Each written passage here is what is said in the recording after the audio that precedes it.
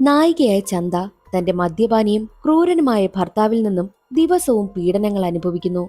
എന്നും മുറിവുകളോടെയാണ് ചന്ത ഉണരുന്നതും.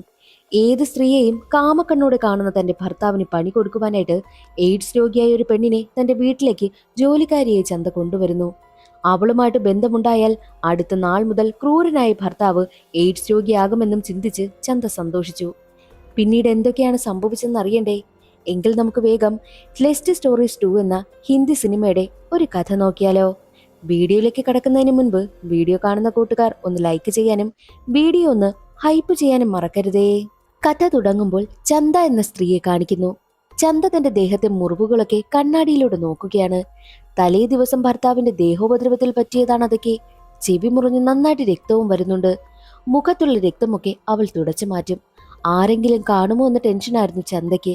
അതേസമയം കഴുകാനെടുത്ത തുണിയിൽ നിന്നും ഒരു പാറ്റ ചാടിപ്പോയി. അതിനെ അവൾ കെണി വെച്ച് പിടിച്ചു. തന്റെ ശത്രുവിനെ നശിപ്പിക്കുന്ന സന്തോഷത്തിൽ പാറ്റയെ അവൾ കൊന്നുകളയുകയാണ്. മറ്റൊരു വശത്ത് ചന്തയുടെ ക്രൂരനായ ഭർത്താവിനെ കാണിക്കും. അയാൾ ഒരു ടെൻഡർ പിടിച്ചിട്ട് വരുന്ന വഴിയായിരുന്നു. ഓട്ടോയിൽ ബിക്കിനിയിട്ട സ്ത്രീയുടെ ഫോട്ടോ ഓട്ടോ ഡ്രൈവർ വെട്ടിവെച്ചിരിക്കുന്നത് അയാൾ കാണുകയും അതെടുക്കുകയും ചെയ്തു. അതിലൂടെ തന്നെ അയാളുടെ സ്വഭാവം എന്തെന്ന് മനസ്സിലാക്കാമല്ലോ. ഓട്ടോയിൽ നിന്നിറങ്ങിയ അയാളാണെങ്കിൽ വീട്ടിലേക്ക് പോകുന്ന വഴിയിൽ വെച്ച് വീട്ടിലെ വേലക്കാരിയെ കാണും. അവളെ അയാൾ ബലമായി കുറ്റിക്കാട്ടിലേക്ക് പിടിച്ചു വലിച്ചു കൊണ്ടുപോയിട്ട് ഫിസിക്കൽ റിലേഷനിൽ ഏർപ്പെടുകയും ചെയ്യുന്നു. അത് അയാളുടെ മകൻ കാണുന്നുണ്ടായിരുന്നു. ആ പയ്യന് അവന്റെ അച്ഛന് ഒട്ടും തന്നെ ഇഷ്ടമേ അല്ല. എങ്ങനെയെങ്കിലും അച്ഛനടുത്ത് നിന്ന് രക്ഷപ്പെടണമെന്നാണ് അവന്റെ ആഗ്രഹവും. അവൻ നേരെ തോണിയിൽ കയറി തന്റെ വീട്ടിലേക്ക് എത്തും. വലിയൊരു കൊട്ടാരം പോലുള്ളൊരു വീടായിരുന്നു അത്. അവിടെ ചന്ത തന്റെ മകന് വേണ്ടിയിട്ട് ആഹാരമൊക്കെ എടുത്തു വെക്കുന്നുണ്ട്. അമ്മ സന്തോഷത്തോടെ മകനോട് ഓരോ കാര്യങ്ങളൊക്കെ ചോദിക്കുമ്പോഴും മകന് വലിയ സങ്കടമാണ്. കാരണം അച്ഛന്റെ സ്വഭാവം അവന് നന്നായിട്ട് അറിയാമല്ലോ. അച്ഛൻ അമ്മയോട് ചെയ്യുന്ന കാര്യങ്ങളൊക്കെ ഓർത്താണ് അവന്റെ സങ്കടം. പഠിത്തമൊക്കെ കഴിഞ്ഞ് ആ നാട് വിട്ടു പോകണമെന്നാണ് അവന്റെ ആഗ്രഹവും. അവൻ സങ്കടപ്പെട്ടിരിക്കുന്നത് കണ്ട് ചന്ത കാര്യം തിരക്കും. അയാൾ ഇന്നും പോയി ടെൻഡർ പിടിച്ച് കുറെ കാശ് കളഞ്ഞുവല്ലേ. ഇങ്ങനായാൽ ഞാൻ എങ്ങനെ പുറത്തു പോയി പഠിക്കാനാ? മാത്രമല്ല ഈ വൃത്തികെട്ടവനടുത്ത് അമ്മയെ ഞാനെങ്ങനെ നിർത്തിയിട്ട് പോകാൻ? അമ്മയും എനിക്കൊപ്പം വരണമെന്നായിരുന്നു അവൻ പറഞ്ഞതും. നീ അതൊന്നും ചിന്തിക്കേണ്ട, നന്നായിട്ട് പഠിക്കേ, ബാക്കി കാര്യങ്ങളൊക്കെ ഞാൻ നോക്കാമെന്നും ചന്ത പറയും. ചന്തയ്ക്ക് തന്റെ മകനെന്നാൽ ജീവനാണ്. അതുപോലെ തന്നെയാണ് മകനും. അന്നേ ദിവസം രാത്രി ചന്തയുടെ ഭർത്താവ് മഹാരാജ കുടിച്ച് ഫിറ്റായി വീട്ടിലേക്കെത്തി. അയാളെ കണ്ടതും ചന്ത തന്റെ മാലയും കമ്മലുമൊക്കെ ഊരിവെച്ചു. തലേ ദിവസം മാലയും കമ്മലും ഇട്ട് കിടന്നതിനാലാണ് അത് വലിച്ചെടുത്ത് കളഞ്ഞതും അവളുടെ ദേഹത്തേക്ക് മുറിവുണ്ടായതും. ചന്തയെ ഇറുക്കി കെട്ടിപ്പിടിച്ച മഹാരാജ എനിക്ക് ടെൻഡർ കിട്ടിയെന്ന് സന്തോഷത്തോടെ പറയുന്നു. ഇതും പഴയതുപോലെ ആകരുതെന്നും ചന്ത പറഞ്ഞതും അത് കേട്ട് ദേഷ്യം വന്ന മഹാരാജ ചന്തയെ ഉപദ്രവിക്കുകയും അന്ന് രാത്രി ക്രൂരമായി അവളെ റേപ്പിനിരയാക്കുകയും ചെയ്തു. അടുത്ത ദിവസം രാവിലെ ചന്ത ആരെയോ ഫോൺ വിളിക്കുകയാണ്. പിന്നീട് ഒരു വേശ്യാലയമാണ് കാണിക്കുന്നത്. വേശ്യാലയത്തിലേക്കാണ് കോൾ വന്നതും. ചന്ത അവിടുത്തെ ഒരു വേശ്യയായിരുന്നു. അവിടെ നിന്നുമാണ് മഹാരാജ തന്റെ കൊട്ടാരം പോലുള്ള വീട്ടിലേക്ക് ചന്തയെ കൊണ്ടുവന്നതും. എന്നാൽ അവിടെ മഹാരാജയുടെ ക്രൂരമായ പീഡനവുമേറ്റ് വേലക്കാരിയെ പോലെ ജീവിക്കുന്നു. നീ ഇവിടെ ആയിരുന്നപ്പോൾ മഹാറാണിയായിരുന്നുവെന്നും ചന്തയോട് സംസാരിക്കുന്ന സ്ത്രീ പറയും. കൂടാതെ അവരോടൊപ്പമുള്ള ഒരു പെൺകുട്ടിക്ക് എയ്ഡ്സ് സ്ഥിരീകരിച്ചുവെന്നും അവർ ചന്തയോട് പറയുന്നുണ്ട്. അതേസമയം തന്നെയായിരുന്നു മഹാരാജ കുടിച്ച് ബോധമില്ലാതെ വഞ്ചിയിൽ വരികയായിരുന്നു. തോണിയിൽ നിന്ന് ഇറങ്ങും വഴി അയാൾ തെന്നി വീഴുവാനായും പോകുമ്പോഴോ അയാളെ പിടിക്കുന്നത് മഹാരാജയുടെ മകന്റെ കൂട്ടുകാരനായിരുന്നു. അവനെ കണ്ടതും തന്റെ മകൻ മാർക്ക് വാങ്ങിയില്ലെന്നുണ്ടെങ്കിൽ നിനക്കാണ് അടിയെന്നും മഹാരാജ പറഞ്ഞു. അക്കാര്യം കൂട്ടുകാരൻ മഹാരാജയുടെ മകനോട് പറയും.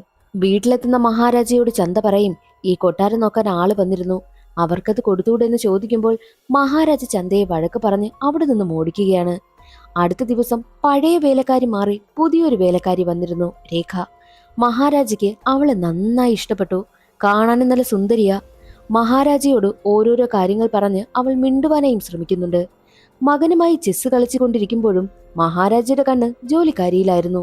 മഹാരാജയ്ക്കൊപ്പം ചെസ് കളിച്ചുകൊണ്ടിരുന്ന മകൻ മഹാരാജയോട് ചോദിക്കും, ഇംഗ്ലണ്ടിലെ ഒരു കോളേജിൽ എനിക്ക് പഠിക്കണമെന്നാണ് ആഗ്രഹം. എന്തായാലും ടെൻഡർ കിട്ടിയില്ലേ, ഞാനും അമ്മയും കുറച്ചുനാൾ അവിടെ ഒന്ന് പോയി നിൽക്കട്ടെ എന്നും മകൻ പറയുന്നു. അത് കേട്ടതും മഹാരാജയ്ക്ക് ദേഷ്യം വരും. അവനെ വഴക്ക് പറഞ്ഞ് അവിടെ നിന്നും ഓടിക്കുകയാണ്. എന്നിട്ട് വേലക്കാരിയെ രേഖയെ തന്നെ നോക്കി നിൽക്കും. രേഖ തുണി കഴുകുന്നതും കുളിക്കുവാനായി പോകുന്നതും കാമം നിറഞ്ഞ കണ്ണിലൂടെയാണ് മഹാരാജ നോക്കുന്നത്. തന്റെ ഷർട്ടൊന്ന് അയൺ ചെയ്യുവാനായിട്ട് മഹാരാജ ചന്തയോട് പറയുന്നു. പഴയ ജോലിക്കാരി എവിടെ പോയെന്ന് ചോദിക്കുമ്പോൾ അവൾ ഇവിടെ നിന്നും രക്ഷപ്പെട്ട് ഓടിയതാ. അവളുടെ ജോലി അടുക്കളയില, അല്ലാതെ നിങ്ങളുടെ ബെഡ്റൂമിലല്ല എന്നായിരുന്നു ചന്തയുടെ മറുപടിയും. അത് കേട്ട് ദേഷ്യം വന്ന മഹാരാജ ചന്തയെ ഒരുപാട് ഉപദ്രവിക്കും. അന്ന് രാത്രിയും കുടിച്ചു ബോധമില്ലാതെയാണ് മഹാരാജ വന്നതും അന്നേ ദിവസം ഹാളിലാണ് കിടന്നതും. രാവിലെ ഉറക്കമുണർന്ന മഹാരാജ വേലക്കാരിയെ രേഖയെ കാണുന്നു. തന്റെ കാലൊന്ന് തടവി തരുവാനായിട്ടും രേഖയോട് പറഞ്ഞു. രേഖ കാൽ തടവി കൊടുക്കും. അപ്പോഴേക്ക് മഹാരാജയുടെ കണ്ണ് രേഖയുടെ ശരീരത്തിലായിരുന്നു. രേഖ ചന്തയും മകനും ഇംഗ്ലണ്ടിലേക്ക് പോകുന്ന കാര്യം പറയും. അത് കേട്ട് മഹാരാജയ്ക്ക് ദേഷ്യം വരും. അത് മനസ്സിലാക്കിയ രേഖ ഒന്നും മിണ്ടിയില്ല. മഹാരാജ അവളെ നിർബന്ധിച്ച് മദ്യം കുടിപ്പിക്കുവാനായും ശ്രമിക്കുന്നു. അവളുടെ ദേഹത്തൊക്കെ വീഴുമ്പോൾ അത് മഹാരാജ തന്നെ മനഃപൂർവ്വം തുടച്ചു കൊടുക്കും. അപ്പോഴേക്കും മകൻ അതെല്ലാം കണ്ടുകൊണ്ട് വരികയാണ്. ഉടനെ മഹാരാജ രേഖയോട് അവിടെ നിന്ന് പോകുവാനായും പറയും. ചന്തയ്ക്കടുത്തെത്തിയ മകൻ, അമ്മേ, ഞാൻ നന്നായി പഠിക്കാം, എത്രയും വേഗം നമുക്ക് ഇംഗ്ലണ്ടിലേക്ക് പോകണമെന്നും ചന്തയോട് പറയുന്നു. അന്നേ ദിവസം രാത്രി മഹാരാജ മദ്യപിച്ച് അവശനായി എത്തും. പക്ഷേ ചന്തയ്ക്കടുത്ത് വന്നില്ല. ചന്ത ഒറ്റയ്ക്കാണ് അന്ന് റൂമിൽ കിടന്നതും. കുറേ കഴിഞ്ഞപ്പോൾ രേഖയുടെ ഞരക്കമൊക്കെ കേൾക്കുകയാണ്. തന്റെ ഭർത്താവും രേഖയും തമ്മിൽ എന്തോ സംഭവിക്കുകയാണെന്നും ചന്തയ്ക്ക് മനസ്സിലായി. അത് കേട്ട് ചന്തയ്ക്ക് ദേഷ്യം വരുമെങ്കിലും പിന്നെ ചന്ത പുഞ്ചിരിക്കുകയാണ്. കാരണം ചന്ത വേശ്യാലയത്തിൽ വിളിച്ചപ്പോൾ എയ്ഡ്സ് ബാധിച്ചൊരു പെണ്ണിനെ പറ്റി പറഞ്ഞിരുന്നല്ലോ. മഹാരാജയ്ക്ക് പണി കൊടുക്കുവാനായിട്ട് ആ പെൺകുട്ടിയെ ചന്ത കൊണ്ടുവന്നതാണ്. രേഖ സുന്ദരിയായതിനാൽ മഹാരാജ മയങ്ങുമെന്നും ചന്തയ്ക്കറിയാമായിരുന്നു. സത്യം അറിയുമ്പോൾ മഹാരാജ തകർന്നു പോകുന്നത് കാണാനാണ് ചന്ത കാത്തിരിക്കുന്നതും. ഇതെല്ലാം ചിന്തിച്ചു നിൽക്കുമ്പോഴാ ഹാളിൽ കിടന്നുറങ്ങുന്ന മഹാരാജയെ കാണുന്നതും. അങ്ങനെയാണെങ്കിൽ രേഖയ്ക്കൊപ്പം ആരാ? മഹാരാജയെ കൂടാതെ പിന്നീട് ഈ വീട്ടിലുള്ളത് തന്റെ മകനാണെന്നും ചന്ത ചിന്തിക്കും. അപ്പോൾ രേഖയ്ക്കൊപ്പം സ്വന്തം മകനാണെന്ന സത്യം ചന്ത മനസ്സിലാക്കി. ചന്ത തകർന്നു പോകുന്നു. ഭർത്താവിനിട്ട് പണി കൊടുക്കുവാനായിട്ട് നോക്കിയിട്ട് പണി കിട്ടിയത് മകനും. താൻ കാരണം തന്റെ മകൻ നാളെ മുതൽ ഒരു എയ്ഡ്സ് രോഗിയാണല്ലോ എന്ന് ചിന്തിച്ച് ചന്ത കരയുകയാണ്. അവിടെയാണ് സിനിമയുടെ കഥ അവസാനിക്കുന്നതും. ഇന്നത്തെ വീഡിയോ എല്ലാവർക്കും ഇഷ്ടമായെന്ന് കരുതുന്നു. ഇഷ്ടമായാൽ സപ്പോർട്ട് ചെയ്യാൻ മറക്കരുതേ. അടുത്ത വീഡിയോയിൽ കാണാം. അതുവരെ എല്ലാവർക്കും ബൈ.